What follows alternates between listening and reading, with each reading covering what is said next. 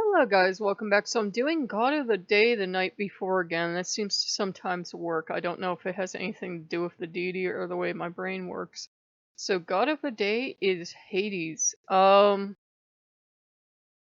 of the problems with working with a god like Hades is that we have such a huge shift in what Hades is described like today by people that work with him in traditional stories. If you look back traditionally, yes, he had a cult, but it was extremely private. We don't know everything that went on in it. A lot of it's speculation. We do know that there was animal sacrifice of black animals and, like bulls and sheep and that, and they would let them go in a specific place, and the animal would run so far and then just fall down stone dead. People were terrified of Hades, and when they would give offerings, they would actually avert their face. They would not say his name. They would come up with euphemisms for him. A lot of people say, well, like the name Pluto derives from that, it was from an idea of we have to treat this god as not as delicately as possible, but as carefully as possible, because they were terrified to get Hades' attention. Now, we have to remember, we have 2,000 years of, a afterlife where it's beautiful and everything else. For them, the afterlife was very different. They saw it as very gloomy, as very sad. You would make blood sacrifices to the dead, and yes, you did this. And you would get them to come up, and you could question them, but they would tell you, oh, it's terrible. All we do down there is eat these asphodel bulbs. I believe it was asphodels. And it's horrible, and it's gloomy, and it's misty, and it's gray. Meanwhile, Persephone shows up, and all of a sudden there's like the Elysium Fields and everything, but at one time it was very, very terrible, and nobody wanted to die, and people absolutely hated and despised Hades because they couldn't see why, if he could take people, he couldn't give them people back, you know? And so, therefore, since death was the final frontier, so to speak, and people obviously don't usually die outside of medical science or a miracle and come back, Jesus accepted, a few gods accepted, um, a lot of people hate death deities with a passion, and that's the evil in the universe. But he wasn't seen as evil, he's just seen as unforgiving and cruel, because how could he keep their loved ones? You have to look at it that way. He would be described as stern and serious, and obviously he's one of the big three. He has Poseidon and Zeus as his brothers. They drew lots. He got the underworld. He also has equal rights to the earth that belonged to the earth goddess before. She still maintains rights, but the three brothers, being three dudes, were like, yeah, we're taking rights too.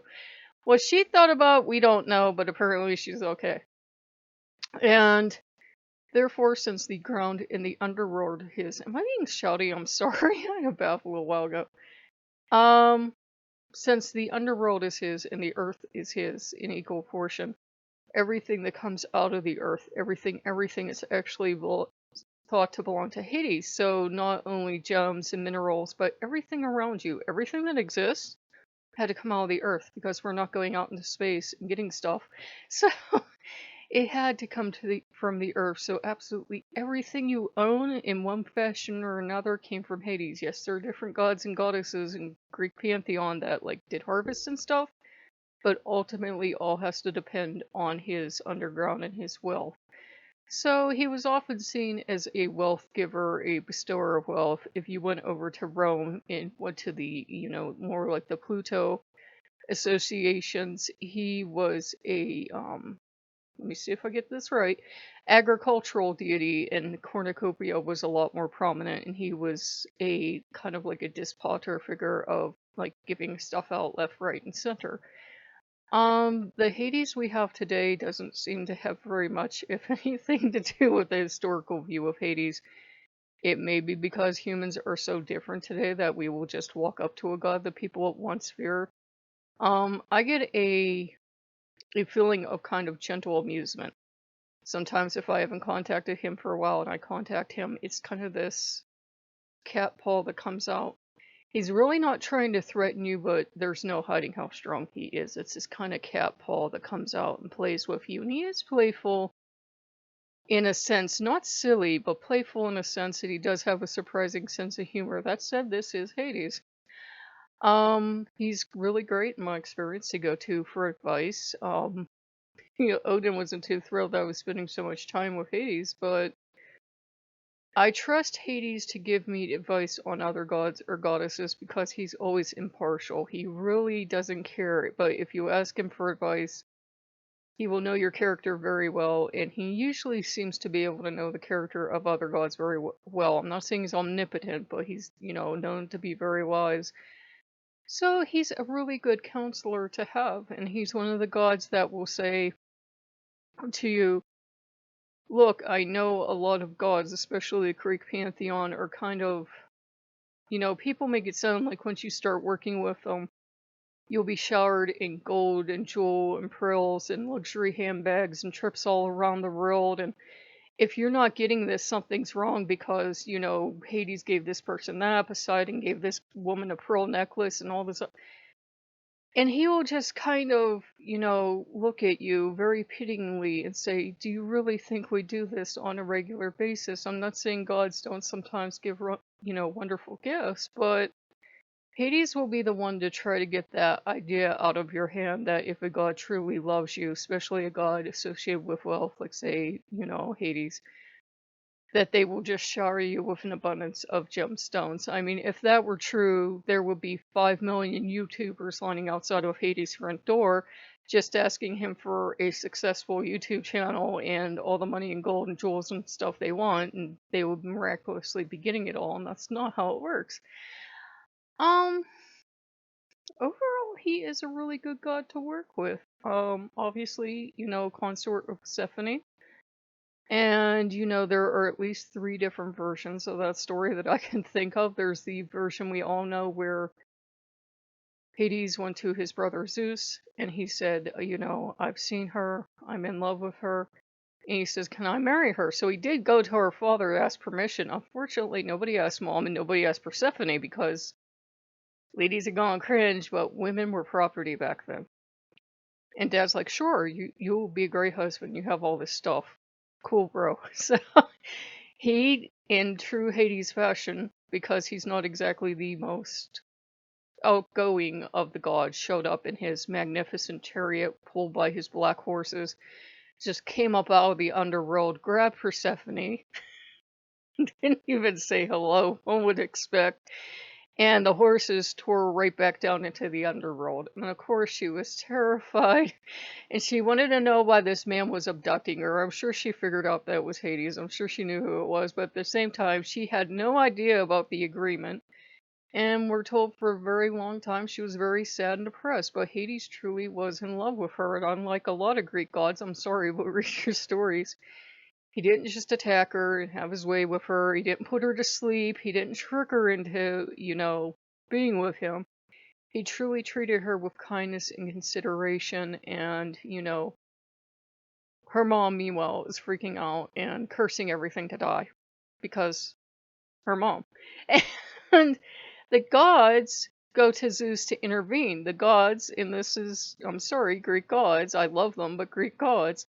And they complain to Zeus, they go, if all the humans die, we don't get any more stuffs from humans. Come on, man. We need the stuffs from the humans, okay? And it's just like, yeah, I guess. So he sends Hermes down to get his daughter, and Hermes goes down, and Hades agrees. And he says, go ahead, Persephone. He says, don't be sad. He says, I'm a very, good husband for you. I'm a very good catch for you because I have, he's one of the big 3. He has all the wealth of the earth. He has all this other stuff. He says, you have nothing to be ashamed of. I am a great husband, but you go. And they all, in some parts of the story, they all go together. So they're all on Mount Olympus. And her mother is screaming at Zeus about how dare you give our daughter to your brother. I'm sorry, he's Greek gods. And he's like, well, that's a very good match for her. And remember, this is just how a lot of pantheons marry off. And she demands to have her daughter back forever and ever, and she does not want her married to the king of the underworld. And Hades had, of course, kind of convinced her to eat a little pomegranate. Now, some say she ate it on her own, some say a servant brought it to her, some say she was tricked into it, but she ate anywhere from 1 to 6 seeds, and I ain't fighting with you on this.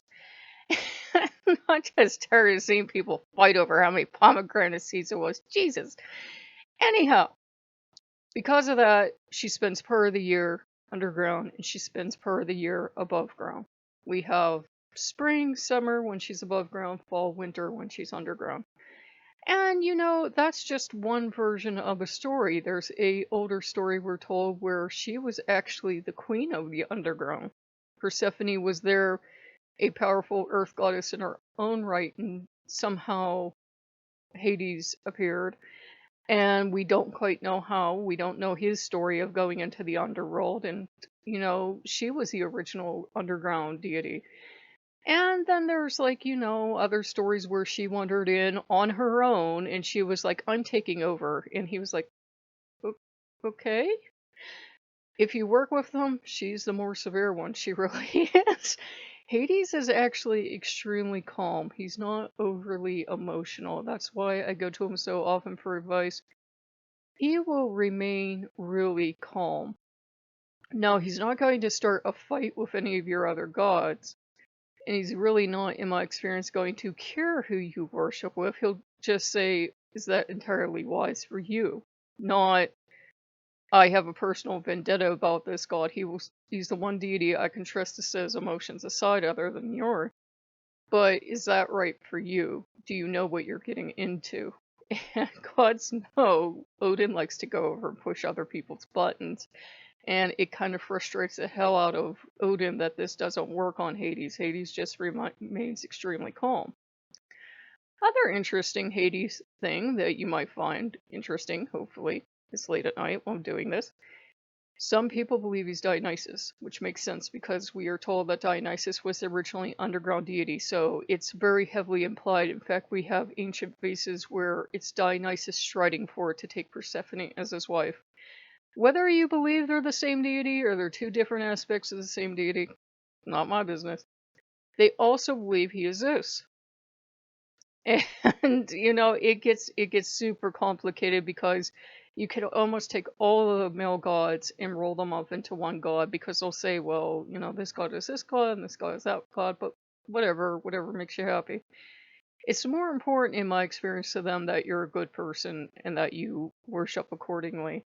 With me, Hades does like his statue back there. I don't know why he likes it back there. That is just the place he is happy to be. I think it's far enough secluded that he feels calm, but it's still in where I'm working most of the time and doing my creative work. I've seen people say that he can bless you with all this stuff and being Hades, being so wealthy and everything. But he is the first god I've seen that will just look at you, because there is, if you work with him, I'm sorry to tell you this if you didn't know already, there's a huge amount of romance novels out there with Hades in it. I don't know why, but there are. And he will be the first god to look at you, because you know how romance novels run. This woman finds this wild, untamed man that never knew love, and he falls in love with her and he's getting her like all these expensive cars and furs and jewels and everything. And Hades will just stare at you like humans are really, really interesting and really, really annoying. I don't think humans are quite ready to grow up out of that stage yet. I'm not saying be altruistic and just work with the gods to work with the gods. It's okay as a human being to say, hey, I do need help. I do need some care given to me. But going to a god known for wealth, it's just like if you went to Poseidon and you're waiting for Poseidon to start draping jewels and pearls on you, and it's not happening because it's just not possible right now. And your relationship breaks down, well, Hades will be the first god to say, well, that was your fault. If that's all you went to a god for, you got exactly what you deserve. He will not sugarcoat things at all. But overall, he is a really good, really good deity to work with. I go to him, like I said, when I have problems. He will discuss things with me. He will remain very calm. He knows very well Odin wants to be my only advisor, but I actually have 7 or 8 gods I go to.